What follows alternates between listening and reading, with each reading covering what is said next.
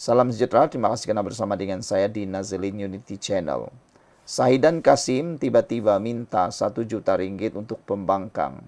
Sekali, ini respon timbalan Perdana Menteri. Tapi sebelum kita lihat respon timbalan Perdana Menteri, saya ingin bacakan kepada Anda beberapa komen daripada netizen.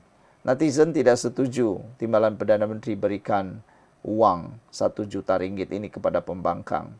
Netizen juga tidak setuju kalau ianya disalurkan terus kepada ahli-ahli parlimen pembangkang. Ada yang takut uang itu tidak sampai atau diguna untuk benda lain atau mereka akan dapatkan kredit kononnya mereka yang baik hati.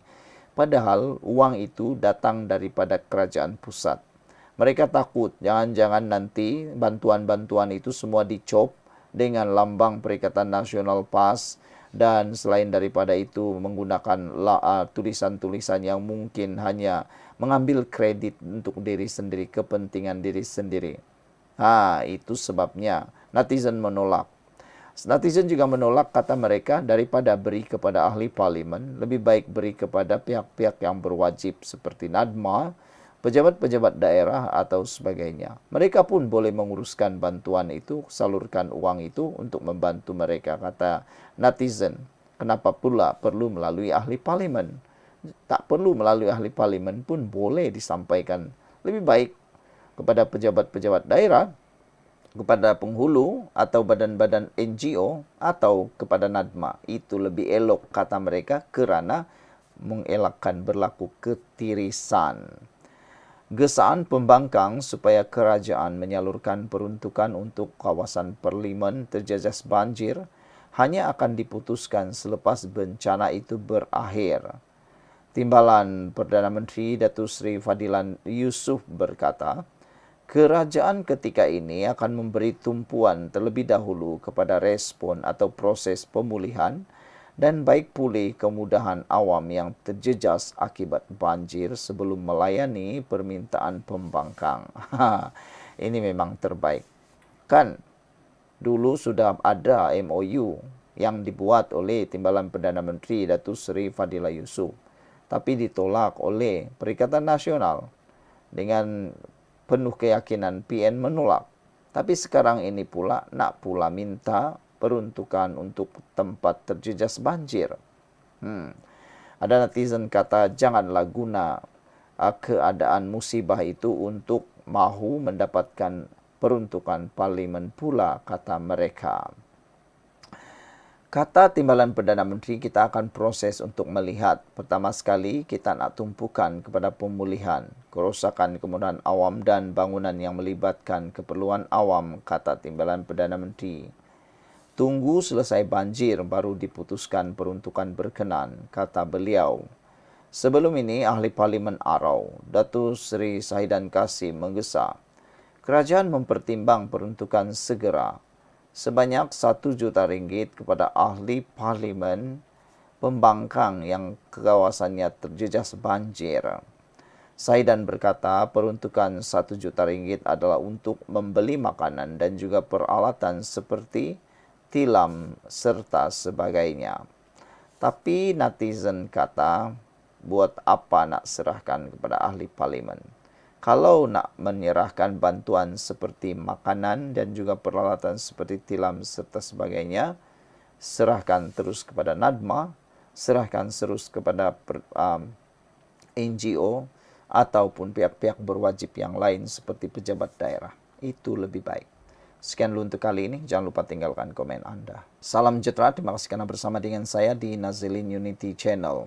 Papagomo, Papagomo. Siapa yang tak kenal dengan Papagomo? Kali ini mengejutkan pula keputusannya. Jadi proksi Amerika pula dah.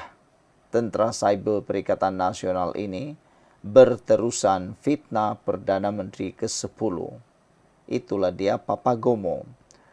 Penyokong Perikatan Nasional PN, Papagomo dilihat berterusan memfitnah Perdana Menteri ke-10, Anwar Ibrahim dengan terbaru menuduh Datuk Seri Anwar Ibrahim sebagai proksi Amerika Serikat AS. Tiada lagi isu lain, tiada lagi yang boleh didakwa perkara-perkara lain. Dia pula menuduh Anwar Ibrahim sebagai proksi Amerika Serikat. Aduh, kita pun tak boleh bayangkanlah berapa hebatnya Papa Gomo punya keberanian ini. Dia sudah berhadapan dengan pelbagai tuduhan, fitnah, dan sudah pernah kalah karena memfitnah Anwar Ibrahim. Ini kali dia buat lagi, fitnah lagi terhadap Anwar Ibrahim apabila menuduh Anwar Ibrahim sebagai proksi Amerika Syarikat. Tidak serik-serik kah Papa Gomo nih ya? Banyak sangatkah duit dia untuk membayar saman ini? Dan menjadi persoalan, siapa dalang, siapa yang memayungi, siapa payung Papa Gomo? Papa Gomo bukannya orang kaya, dia bukan juga bisnismen yang besar. Macam mana dia boleh bayar kalau dia disaman berjuta-juta? Mesti ada yang memayungi beliau. Ataupun ada yang membantu beliau menderma. Tak apalah, mungkin Tin Milo boleh jadi penyelesaian kalau Papa Gomo disaman dan kalah lagi.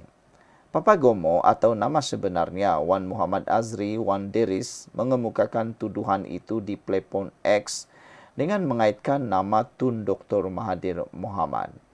Anwar Ibrahim proksi Amerika dan perkara ini didedahkan oleh Tun Mahathir sejak dahulu lagi, kata Papa Gomo.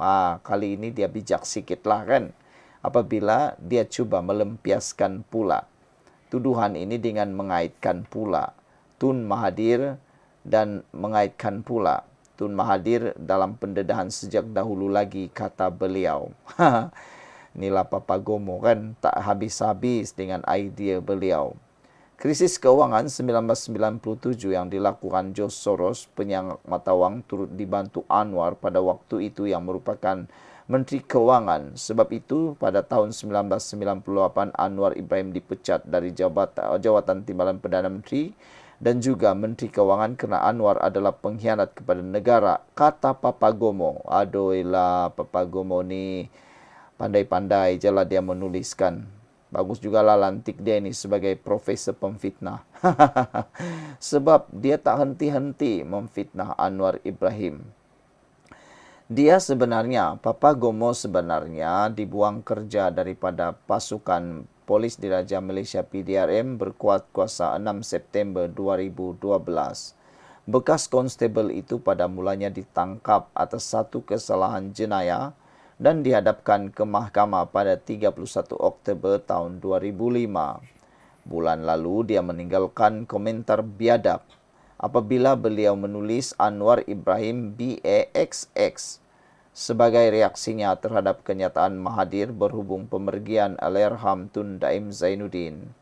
Individu berjanggut tebal itu juga pernah terpaksa membayar hampir 1 juta ringgit selepas kalah dalam kes saman fitnah mengaitkan Anwar dalam gambar dan video seks di blog Papa Gomo. Sekian dulu untuk kali ini. Jangan lupa tinggalkan komen Anda.